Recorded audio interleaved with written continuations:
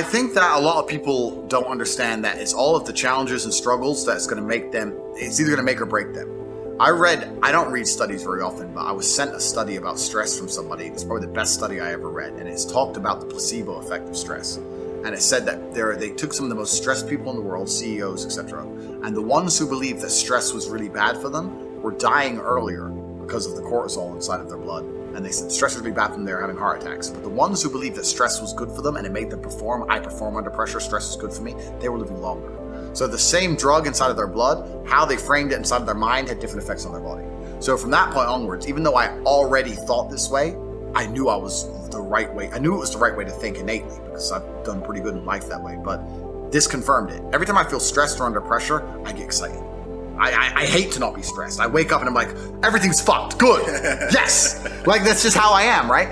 But it's how you adopt. It's how you look at the problems and how you use them to fuel you. So the question was, what's the problem for the average man today? What's the biggest problem? I think there's a whole host of problems. But what you have to do is frame it inside of your mind and understand that all of those problems are going to allow you, give you the fuel, the unlimited motivation that you need to become a successful and beautiful individual if you frame it in the right way. If you take a man and give him a life shielded from problems that he never has any to face, I guarantee you he's terrible at being a man. The best men in the world have gone through shit.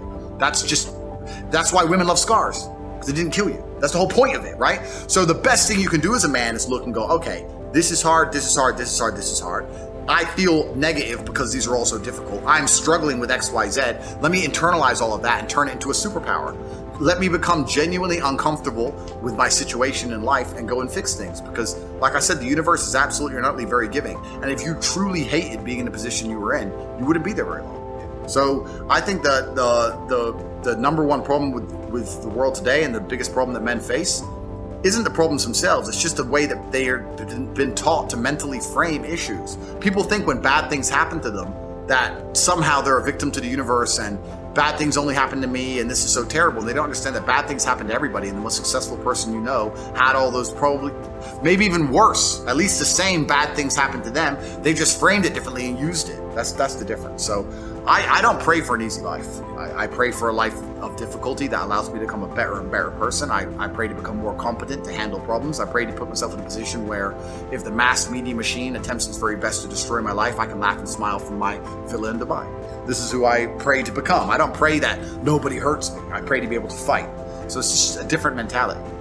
I think a lot of people build their mindsets around trying to feel good. So that's why we were talking earlier about people who want to ignore the idea of personal responsibility or self-accountability because they feel better if they pretend it's not a real thing. They feel better if they pretend everything's someone else's fault.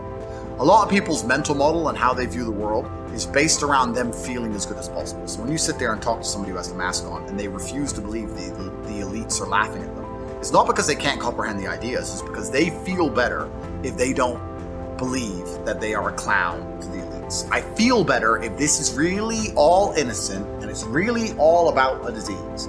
So people are basing their mindsets around trying to feel good. I have always tried to base my mindset around absolute competence regardless of how I feel. And there are certainly disadvantages to that. There are times you're going to be a lot more pessimistic, or you're going to be a lot more stressed, or a lot more, pissed off about certain things than others. Yeah, that can be seen as a downside, but like I said, I use all of those things for unlimited motivation to propel my endless upward trajectory.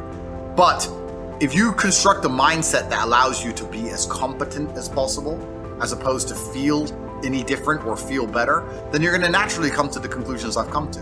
You're as competent as possible if you believe you can affect absolutely everything about your life. You're as competent as possible if you believe absolutely everything that's happened to you, whether good or bad, is completely your fault. You're as competent as possible if you believe the bad things that happen to you are going to allow you to work harder and become even better. When bad things happen to me, the first thing out of my mouth is good. I get asked all the time, but what do you feel? Or what about happiness or depression? That doesn't even... How I feel doesn't cross my mind. I don't know how else to explain it. There are days where I'm pissed off or sad or happy. It doesn't cross my mind. It's just like I woke up, whatever mood I happen to be in, I have things I need to do. It's a busy day. Zuby's here soon. I need to go training before he gets here. I had a meeting with the bank at 7:15 a.m. I have shit to do. I didn't cross my mind if I was happy, sad, excited. I just had to work. So I think my mental model, to a degree, I'm certainly not a person who doesn't feel emotions, because we're all human. I certainly do, but I've never prioritized them in any regard. I haven't built a mental model that affects. I haven't put them in the middle of my mental model and then affected my actions based on how I feel for each one. It's absolutely and completely the opposite. I would love to do a podcast on a day where I'm particularly sad and a podcast on a day when I'm particularly happy, and I guarantee you wouldn't be able to tell the fucking difference. So that's what allows me to be competitive, right? Because if you're competitive, if you want to be the most competitive predator on the planet, you have to be able to hunt in the day and the night. You have to be able to do both. You have to be able to perform when you're happy and sad. You can't only be able to perform when you're happy. You can't only go to the gym when you're motivated. You can't only be a competent person when your life's going well, because when your life's not going well, you're no longer competent. Then you're going to lose to people like me. And it's player versus player. If you're the kind of person who can only do well when you're happy and you're competing against someone like me who can do well all the fucking time, guess what? You lose. I always talk about nothing is permanent. Nothing is permanent. And a lot of times you have to learn to perform without motivation. You have to learn to perform without purpose. You have to learn to perform a lot of different things. And that's what people think. They think I need to have this motivation to work out, to study, to be better. So if they don't have it, they just don't fucking do it. And that's where you fail. You have to learn to train your mind well beyond motivation. If you have motivation, that's great. That's some kindling to the fire. All it takes is a little bit of fucking spark, you can burn a whole forest up. But motivation, you have to learn to exist without it. You have to be your best self when you're least motivated. And that's the tricky part about all that shit. Motivation is just a word. You have to have these different things in your mind on where you want to go and know that motivation is not going to get me there. Because I'm not going to always be motivated. And discipline is good too. But without a clear headspace, there's no discipline. What do you mean? So let's say we have a circuit breaker, okay? And I'm loading everything up to one fucking circuit. Just load it up. It's gonna fucking blow. And once that thing blows, man, the circuit's all fucked up.